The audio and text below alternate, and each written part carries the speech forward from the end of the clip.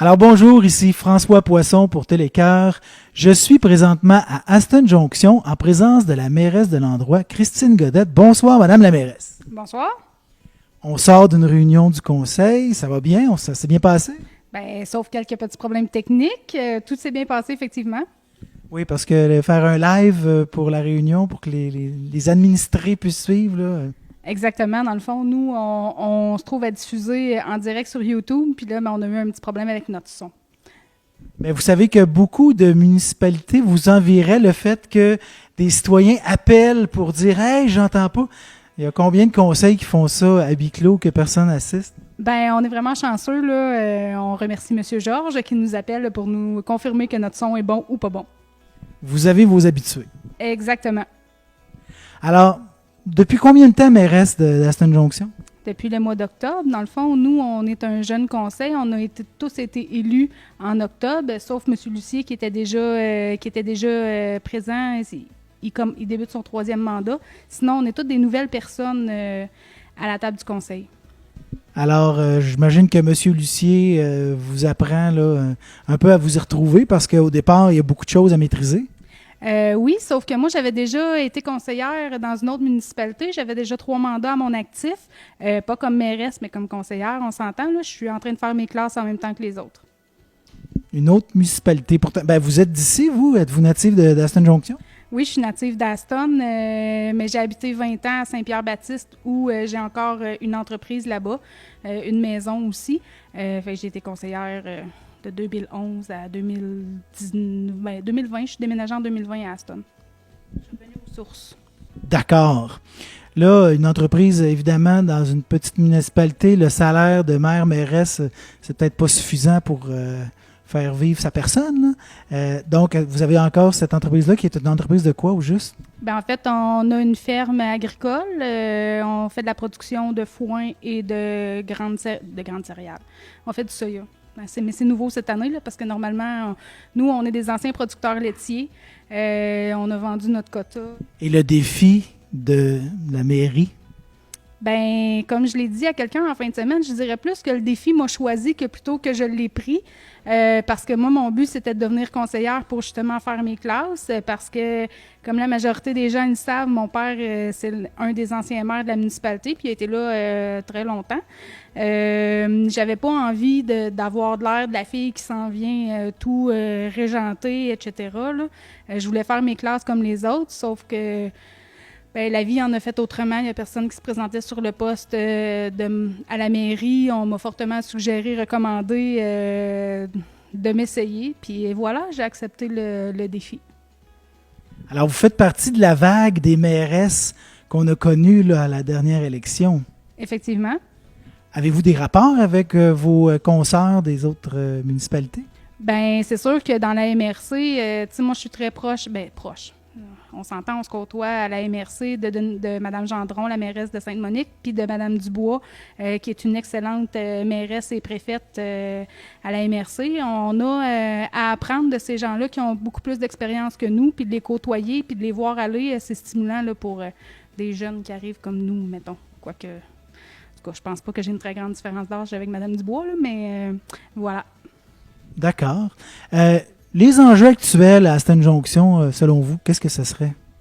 Bien, en ce moment, notre enjeu majeur, c'est qu'on doit essayer de faire du neuf avec du vieux, dans le sens où on a parlé tantôt à notre séance de nos états financiers. On finit l'année avec un surplus de 6 000 $, donc on marche un peu sur des œufs. On n'a plus de surplus accumulé dû à un mauvais move dans l'année dernière. On doit se retrousser les manches pour refaire notre fonds, ce qui met un peu de pression financière sur l'ensemble des élus pour avoir une saine gestion, puis une gestion très serrée là, en ce moment. On est à la recherche de financement, évidemment, pour voir qu'est-ce qu'on peut faire là, pour ne pas perdre nos subventions. Là. Ah, donc retrouver une santé financière, ça, c'est le premier enjeu en ce moment. Effectivement. Ensuite, quand vous êtes présenté, est-ce que vous aviez des choses qui vous tenaient à cœur de mettre en place, d'initier? Bien, c'est sûr et certain qu'ici, l'enjeu majeur, c'est vraiment les égouts. C'est un projet qui perdure depuis un nombre d'années, là. On souhaite bien voir la fin de ce projet-là, puis la mise en œuvre de tout ça. Là, cette année, on fait l'étude géotechnique pour éventuellement que l'année prochaine, on puisse mettre le projet en chantier, puis vraiment établir le tracé final de où est-ce que ces égouts-là vont être.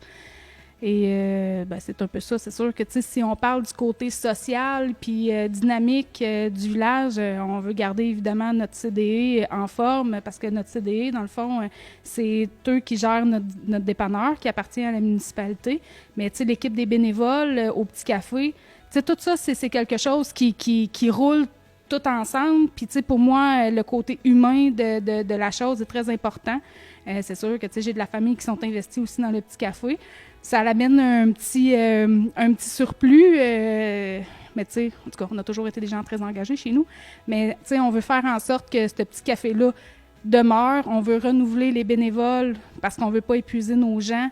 On voudrait impliquer davantage les citoyens dans une position citoyenne. Qu'est-ce qu'ils souhaitent pour leur municipalité?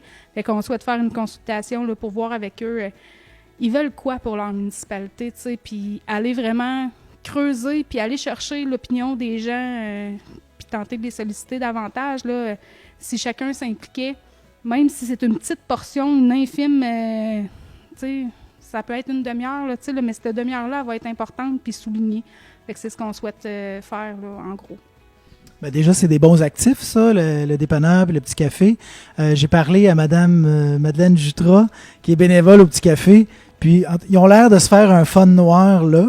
En tout cas, s'il y a des aînés qui ont vécu de l'isolement pendant la pandémie, là, je pense qu'ils doivent être remis parce que, en tout cas, ça a l'air qu'il y a beaucoup de fou rire pendant que ça cuisine au Petit Café. Donc ça, c'est quelque chose qu'il ne faut pas lâcher, là. C'est très important. C'est super important. Là, là, on souhaite que les gens ils sentent qu'il y a un lieu où ils peuvent venir jaser, mais en même temps, si tu jases en même temps que tu épluches des patates, c'est super. Il y a moyen de favoriser tout ça, mais être à l'écoute des gens, puis de voir c'est quoi leurs besoins, puis qu'est-ce qu'on peut faire pour les aider à combler un peu peut-être cet ennui-là qu'ils peuvent avoir parce qu'on a moins de ressources ou quelque chose de ce genre-là.